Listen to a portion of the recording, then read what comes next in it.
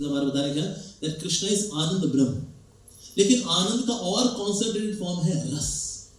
रस means plurality. अगर कोई व्यक्ति अकेले में हो तो मजा कर लेगा वो, लेकिन रस का पान नहीं कर सकता। हो सकता अनार का रस पी ले, कोई अनानास का रस पी ले, लेकिन वैसे आदान प्रदान का रस नहीं होगा। when there is plurality then there is रस। तो इस प्रकार से कृष्ण जो है, जब उन्होंने ऐसा सोचा कि रस का आस्वादन होना चाहिए, तो उनके लेफ्ट साइड जो प्रकट हुई वो थी श्रीमती राधा रानी। नाउ दिस प्लूरैलिटी, पर सिर्फ दो लोग हों काफी है।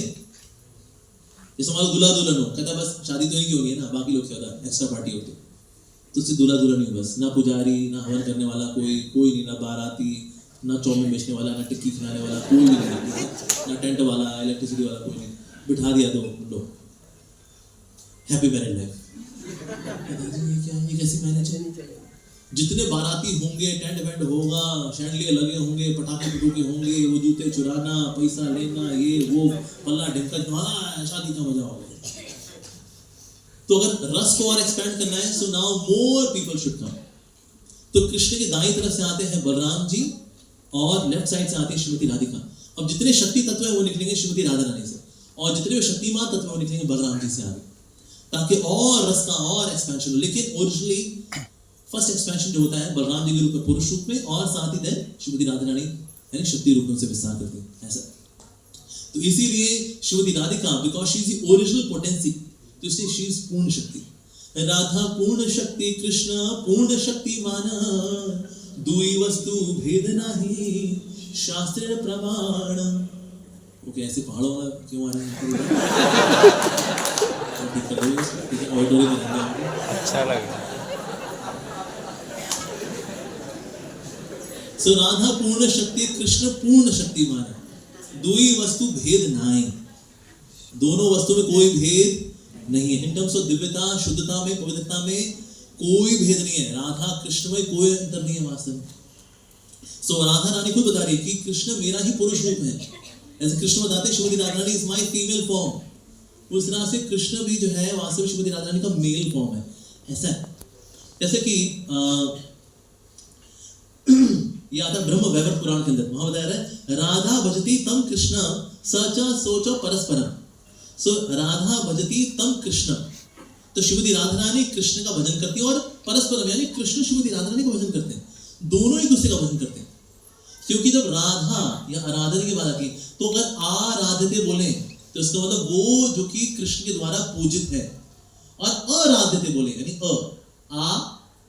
बोले आराध्यते, इसका मतलब श्रीमती राधा रानी की पूजा करते हैं कृष्ण, और अराध्यते इसका मतलब कृष्ण की पूजा करते हैं श्रीमती राधा रानी। सो दोनों ही दूसरी पूजा करते हैं। जैसे बताया जा रहा है राधा भजती तम कृष्ण सच ताम च परस्परम, ये आपस में परस्परम एक दूसरे की आराधना करते हैं।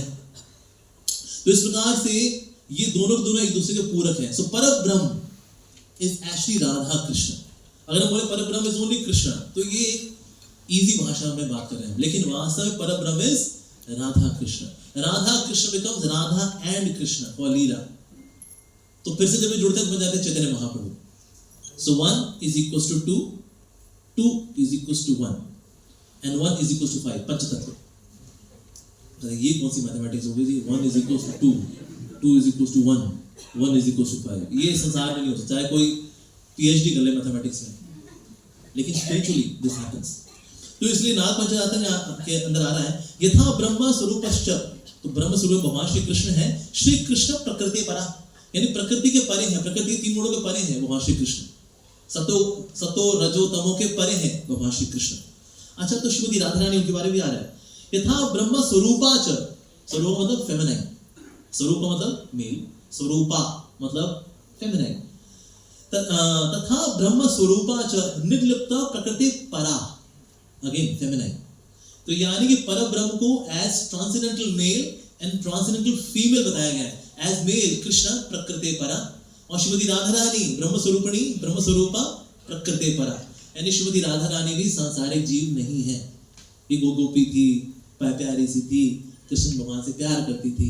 राधा का भी श्याम, वो तो मीरा का भी श्याम। तो हालांकि मीराबाई की भी भक्ति पूजनीय है, लेकिन मीराबाई को भक्ति मिलती किससे?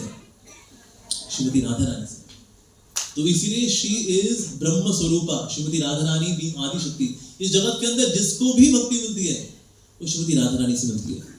इवन अगर कोई शिव जी की भक्ति करता है, गणेश जी की भक्ति करता है, ये भक्ति का तत्व जो है कम्स फ्रॉम श्रीमती राधा रानी।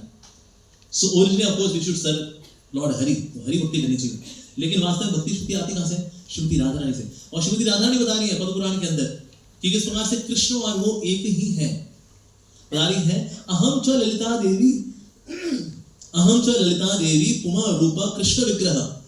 ये ललिता, ये कृष्ण, ये वास्तव में मैं ही हूं। अव्योर अंतरम नास्ति, हमें अंतर कोई नहीं है। सत्यम सत्यम ही नारदः, ये सत्य है, सत्य है। तो अगर हम ये बात करें परम ईश्वर अगर कृष्ण है तो परम ईश्वरी श्रीमती राधिका। लेकिन साथ ही एक बात खास भी है, सिर्फ परम ईश्वरी नहीं है, साथ ही कृष्ण की भक्त भी है।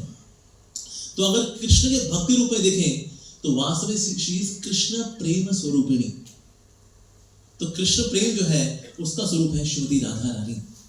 जैसे कि ना एक बहुत सुंदर एग्जांपल देते हैं श्री भक्त महाराज, जैसे एक पहाड़ है, पहाड़ के ऊपर अगर बर्फ है साथ साथ, तो अगर ऐसा होता है कि ना थोड़ी अगर ऊष्मा आती है, ऊष्मा की वजह से ना बर्फ पिघलती है। जब बर्फ पिघलेगी तो तरल रूप में आएगी, तरल रूप में आएगी तो पास में पॉन्ड बन जाएगा, पॉन्ड बन जाएगा।